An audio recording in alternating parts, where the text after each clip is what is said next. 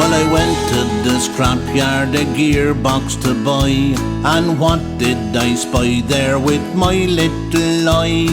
I recognised it the minute I saw it, the first little car that I ever bought.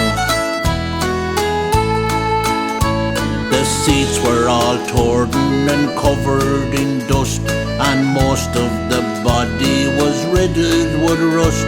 But the memories came back in my mind when I thought of the first little car that I ever bought.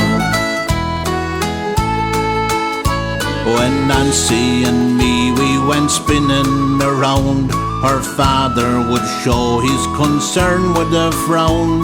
The nights we went courting, the night we got caught in the first little car that I ever bought. The beautiful day we became man